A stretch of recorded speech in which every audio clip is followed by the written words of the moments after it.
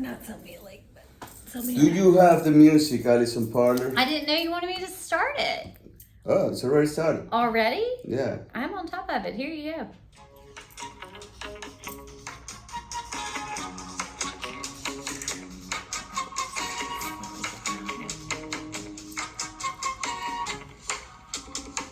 Welcome, Allison. Thank you, Carlos. Número 21. Yes. 21. You're getting beyond my knowledge of Spanish numbers. at Yeah, this well, point. now the podcast can drink a beer. It's legal now. It's legal to drink Legal a for beer. everyone to listen to. Allison, what are we going to talk about today? I don't know. I'm running out of ideas. Hey, if anybody needs a podcast producer, I can recommend you Allison enough. She Okay. just comes here, records, and doesn't know That's all I do. She just watched I too just much. show up. She just watched too much Seinfeld. Do you remember that TV show? I do remember it. The funniest thing about it is that it's a show about nothing. That's literally the description of the show. Is it really? Yeah. I didn't know that. Well, tell me what it's about. I don't know. I have no idea. Exactly, it's a show about nothing. Oh, Grace Gymnastics. You gotta pick her up? no. I'm good. Okay. Story So, of my life. I'm gonna give you a hint of what are we gonna talk about today. Real estate. Of course. Of course. Absolutely. I told you I wanted to talk about it. There's been a lot going on. All right. I heard that. I heard from you actually that you read somewhere that prices are kind of stabilizing a little bit, or Yes, I did. I read nationally, Mhm. as we know, real estate is location specific, Mhm. but the growth of home prices had fallen a bit during the winter months, but now they're creeping back up, but at a much lower rate than we have seen over the past 3 years, and which we all said it had to happen. Yes, and that's actually a pretty good sign, in my opinion. You know, there are many different opinions. I'm probably on the conservative side. 20% increase a year is not healthy for not just our industry, but also for the economy in general. Because it's not, you can't have real estate in a vacuum, you know? No. Everything is like a domino effect. So everything that happens in real estate or everything that happens in some of the macroeconomics, it affects. It affects everything. Yes, exactly. And what goes up must come down eventually. And I don't think we're going to see the prices drop. We're just seeing the rate of return stabilize. Yeah, I mean, prices will not drop unless inflation disappears. You know, Yeah. it's never going to. We're never going to be in a world when we have 5% inflation in a year and house prices are down. That's just not going to happen. Well, I was listening to a lender today, and she said, people are upset that they're not getting the equity gain that they may have gotten over the last 3 years, or they know of people that have gotten 20-30%. But she was saying, statistically over the last 20 to 30 years, if you could gain 3 to 5% equity in your home a You should year, be happy. that's amazing, Yeah. right? Yeah. So let's say you get 5%, you gain 5% equity in your house, and you keep it for 5 years. How much is that? Well, that's another. Remember, the 5% is compounding, so it's not just a 5% on a one year, Right. And at the end of the day, listen, there is one big, huge mistake on that approach, and is you cannot consider your personal home an investment. It's like, to me, that's just flawed because I see where you're going. But what she was saying is, let's say it is 5%, okay, over 5 years, and you've gained 25% from your original investment in 5 years. What else are you going to invest in that you can get that rate of return? I mean, that's pretty good. And again, like, you are talking about your primary residence as an investment, and that should never be the case, because, to be honest with you, I mean, how much money do you put in there that you're actually getting out? You're not, you know? Well, when you go to sell it. Well, you're going to sell it, but you need a place to live. What are the other options? Are you going to rent? If you can actually buy, if you're in a situation when you can buy. Most people aren't going to. Yeah. It's the American economy is built in a way that it's easier compared to other countries to buy a house, to buy your primary residence. Unless you're in Japan. We did learn that from our fellow Remax agent in Japan. It's much cheaper and easier to buy a house there. But there's other problems that create that situation. Yes, like I was reading that one of the main reasons was because the population is decreasing over there. Increasing? Decreasing. Decreasing. Yeah. They're losing Japanese people in Japan. So okay, so back to you don't. I disagree with you here. Mm-hmm. I do. Well, because I feel like a primary residence is still an investment because I look at it as an investment is something that you can get money. You're putting your money in the hopes that you're going to get more money out of it than you originally put into it. But what happens if it doesn't? Well, if it doesn't, you're better off than you were had you been paying rent the whole Correct. time. I mean, you're still building equity in it, right? Correct. But that building equity is based on what's around the economy, right? Yes, absolutely. You still building memories. You still building memories. Oh, still, look at you being sentimental. It's your house, you know. It's your house. It's your home. It's your picture. You have to be proud of it. You know, like that's a separation that I give between giving an investment. I mean, you consider your vehicle an investment or a necessity, and it's an investment, but it's a depreciating investment. It's a depreciating asset, yeah. But I mean, houses in Japan have been depreciating for 20 years. You know what I mean? Like, it shouldn't be a given. Like, everybody already give for granted that, oh, I'm going to buy a house, I'm going to make money in 10 years. And like you said, like that conversation that was happening with that, the mortgage lender and the client, when you say she was mad because she was only making 5%. Yeah. That's the whole approach that I'm trying to say it's a wrong approach, you know? I'm not saying, I agree that I'm not saying the wrong approach to see that as I'm not saying that a house should be, your primary house should be a depreciating asset. But at the same time, I really understand that 20% increase year after year is just not right, and it's just gonna come out, and it's just not healthy. That's not. What it is. It's not. So I think what we're seeing is, at least in our area, I feel like the housing market is getting back to a healthy rate of increase. Yes. And hopefully give some people a chance to catch up and actually be able to purchase a home because, I mean, for a few years there, people were getting outpriced big time. Yeah. I mean, don't get me wrong. Purchasing a home has to be your main goal when you are able to, you know, if you're able to, if you're in a place that you want to settle down, if you're in a place that there is so many benefits of owning a home, you know, other than just, I'm going to retire in 30 years, I'm going to sell my house, I'm going to live off the money that I'm going to make out of it. Like, that could be a possibility, but I wouldn't treat my primary home as that. I would treat my investment property as that. You know, if you want to invest in real estate, then you can go ahead, and there's many avenues and there are many tools, and you know, we can actually come and sit down and talk to people listening to their more because we both have investment real estate. So if that's something people are interested in, I just want to have that separation on the mindset between a primary residence and an investment home, because I will never ever treat an investment home like my primary residence. I treat it like an investment, like a business. Yeah. You know? Yeah, you're really good at separating that. I'm not so much.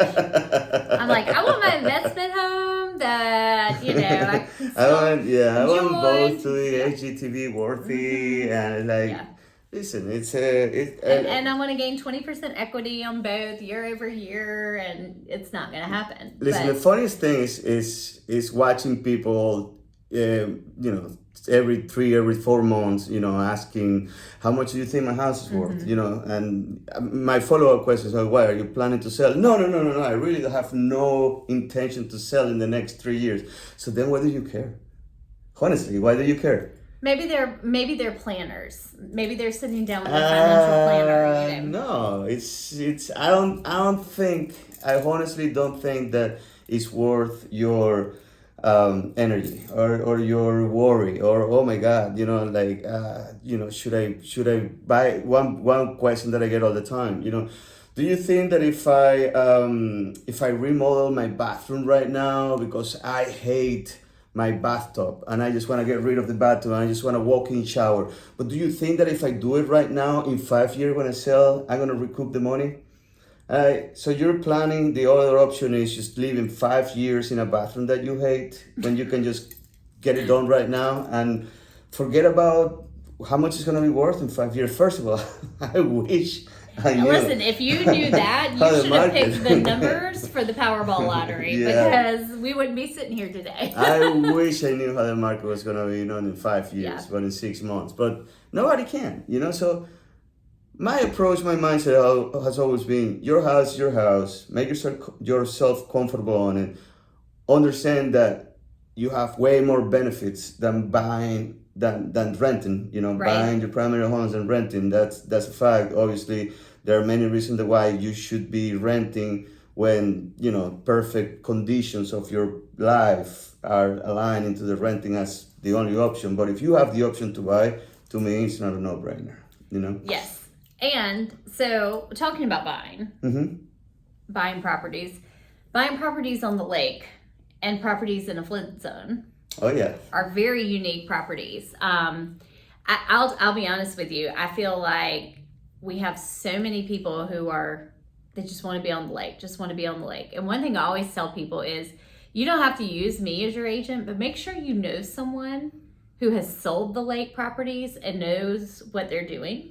Why they don't have to use you as an agent? Well, if I were buying a house, I would totally hire you. I think they should. They should. But if they don't, they need to at least hire somebody who knows what they're doing, because that can get you in a lot of trouble, because the lake properties are so unique. As well as there are other properties that are unique. But what I'm talking about is with the flood zones. You know what's funny? Like, one of the things that I always had when I started this, how many things can go wrong? Just probably a handful. Then, An infinite number of things can go wrong. Then you go next year and it's like, maybe just not a handful, maybe a dozen of things can go wrong. And then, the next year, and the more and more you do this, and the more and more you much see higher things, than I can count in Spanish, I can tell you that. Yeah, you started to realize how many things can go wrong if you don't take the appropriate steps from the beginning. And it's not fear-mongering, but, it can save you a lot of money down the road. One of them, like you said, is a floodplain, and we actually have an expert in floodplain because... in Lexington County. He's so good at it that he gets paid to it. Hey. Chris Stone. And now we're here with Chris Stone.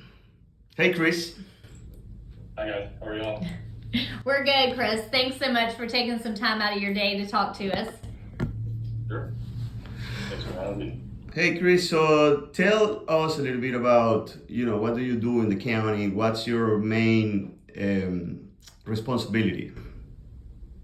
My main job is floodplain manager for Lexington County. So basically, I ensure compliance with national flood insurance program regulations within the county.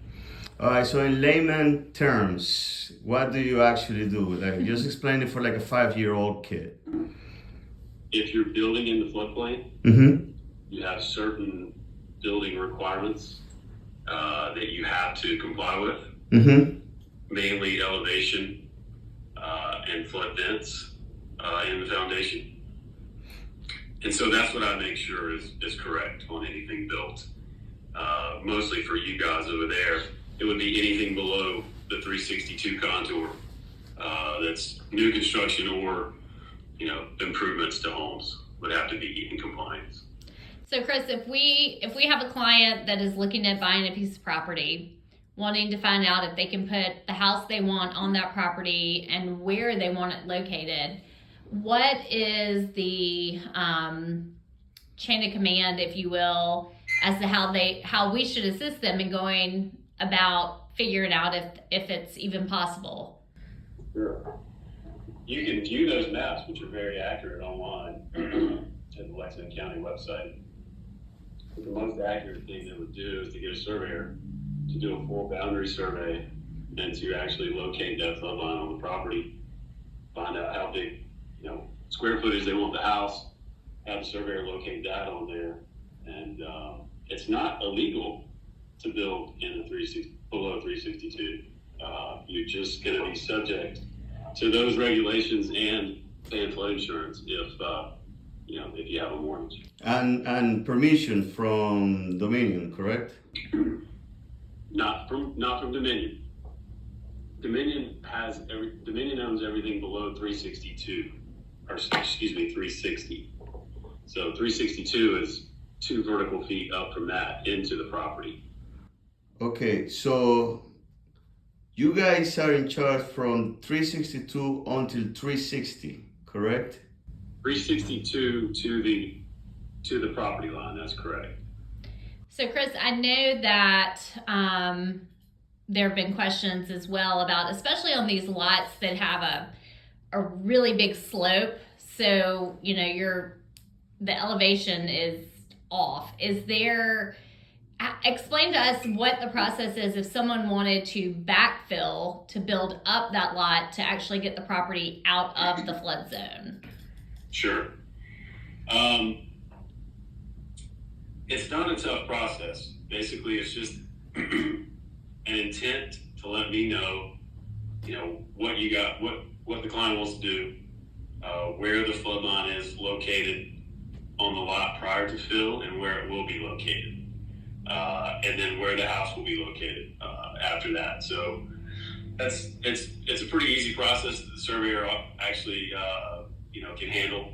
A pre-construction 362 line, a proposed post-construction 362 line, and then he'll have to come back out after finished grade has been established and actually locate where the flood line is moved to.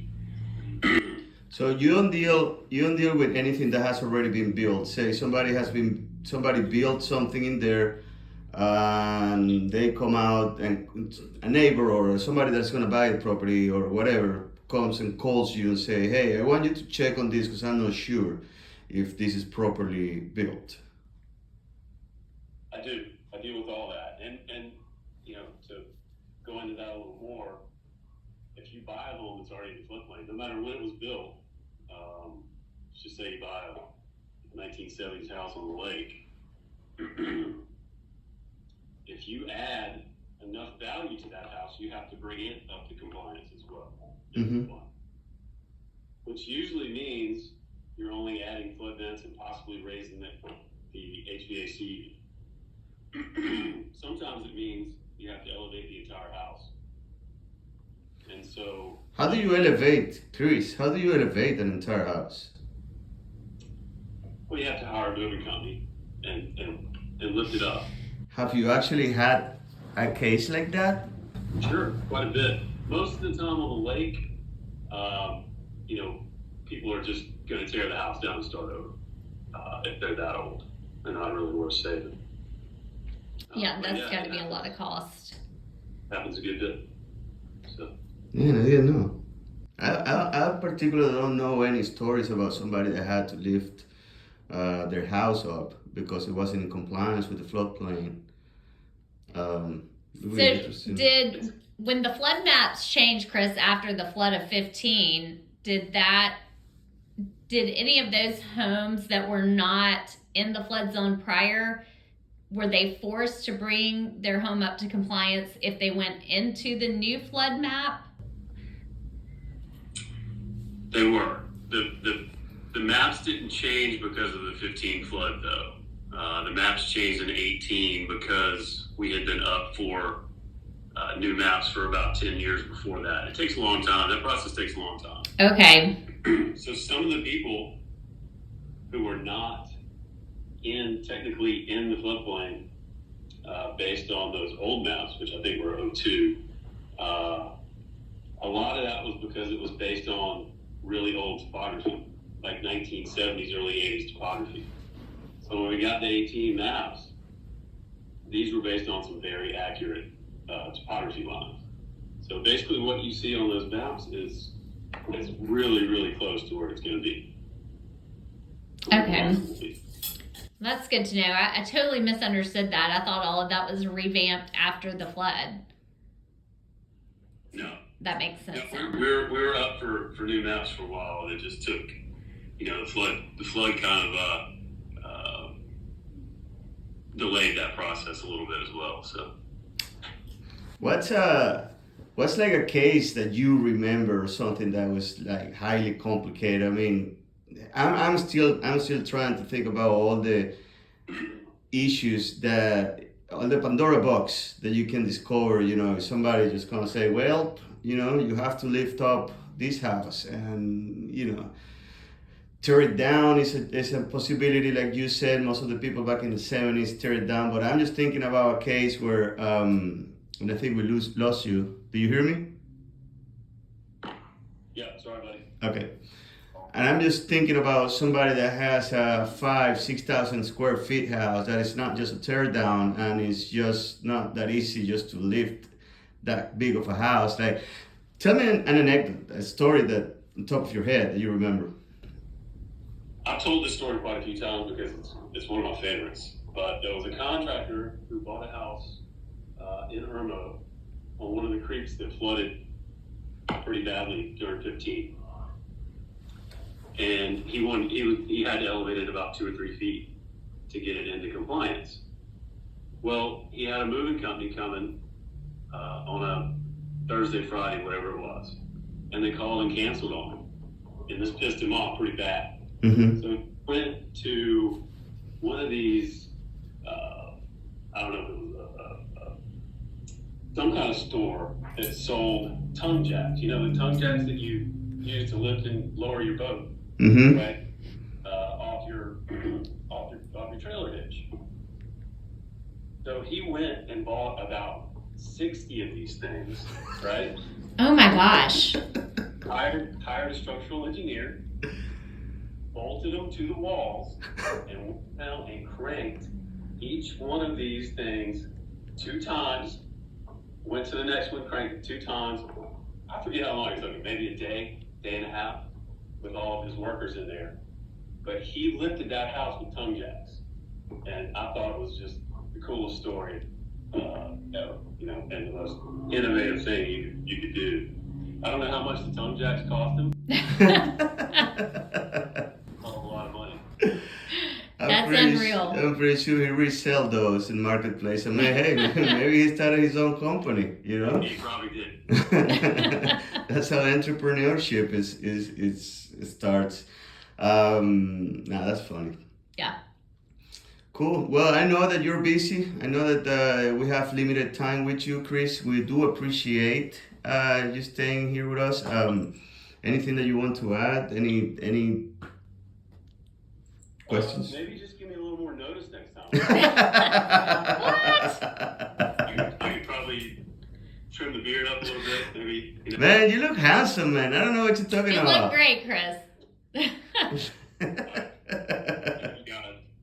Thank you so much for your time. All right, thank you, brother. Yeah. See you in the golf course. Bye. That was interesting. That was very interesting. Did you know that? I didn't even know that's what he did. Really? Yeah. Well, I know Chris, but I had no idea that's what he did. So now we have a great contact in the county. Yeah, another one added. It's good to know people. Added to the contest in the county. No, but it's not about what you know; it's who you know. I really didn't know there was. And let me rephrase it, because I've known Chris for a long time, and we actually spend a lot of time together. We play softball together. We play golf together.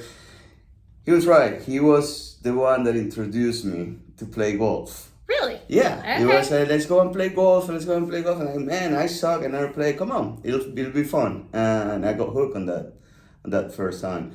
So thank you, Chris. I know you're listening. But yeah, I wasn't really like you know, like I knew he worked on that, but I really never kind of like put two and two together of what has to happen on a new construction, on a new addition in order to get that permit if you are in a floodplain. Yes. Does that make sense? Yeah, that does make sense. So have you ever had the need? Yes, I have. So actually, I have a client who is looking to build on the lake, and we've really been having to look at different lots on a case-by-case basis. And that's always the question, you know, when you're showing property is, what can I build here? Yeah. And where is it going to go? Yeah. And that's, I think I said this before we interviewed Chris, like, you've got to know the lake property, but you also have to know the right people to call, because we're not experts on everything. And we're also not the ones who can give approval on whether someone can alter a piece of property, like we were talking about with backfilling, you know, on the lake to get out of the flood zone.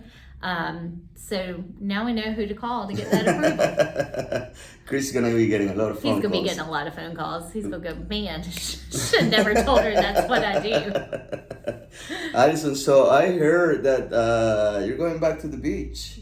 I am going back to the beach. So, okay, well, I'm going to make you promise right here in front of everybody that we are going to record an episode from the beach. We can do that. Where are you going? What beach are you going to? I'm going to Holden Beach, North Carolina. So that's the great thing about living in Chapin. Go ahead. You are a day trip away from the beach, a day trip away from the mountains. We bought where we did because it's 3.5 hours away. Okay. So we can go there just for a weekend or longer. We knew that if we purchased somewhere further, it was just going to be too far of a drive that, you know, we wouldn't want to commit to going for 2 nights or whatnot. So you're going to be 3.5 hours away, and you're going to be staying there for a week.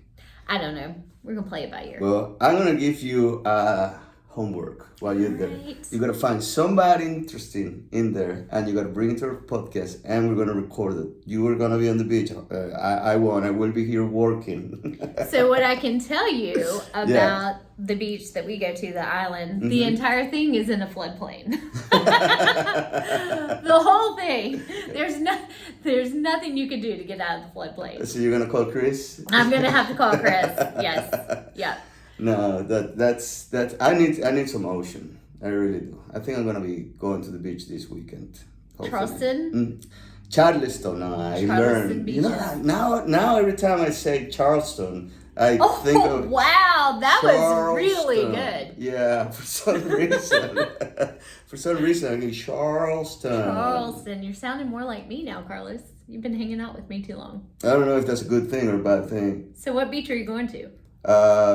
Probably somewhere between Foley and what's the other? Isle of Palms. Isle of Palms. Isle of Palms. Okay, so you have Folly, you have Isle of Palms, and you have Sullivan's Island. Yeah, so I haven't made a decision yet. I love Folly Beach. That's one that I really like. I also like Isle of Palms, and Sullivan is fine, I guess. Which one is your favorite from those 3? Sullivan's is my favorite. Well, because it's just like family oriented and like chill. It's not that developed. And when I lived down in Charleston, when I lived on Mount Pleasant, actually, that's where we would go with Sullivan's.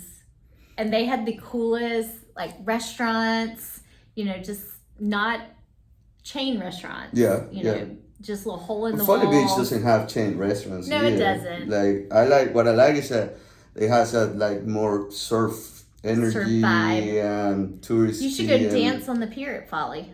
They have live music and shag dancing. I've been around. I'm sure you have.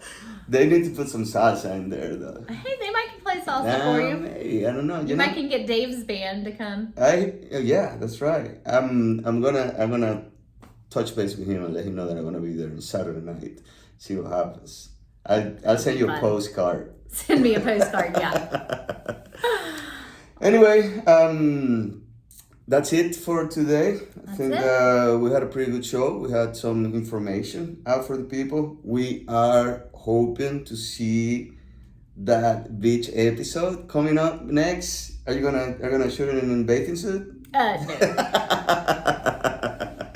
I have my limitations on what I will do in front of a camera. Yeah, that'll be a different show. Anyway, thank you so much for listening. Subscribe if you haven't subscribed, and see you next week.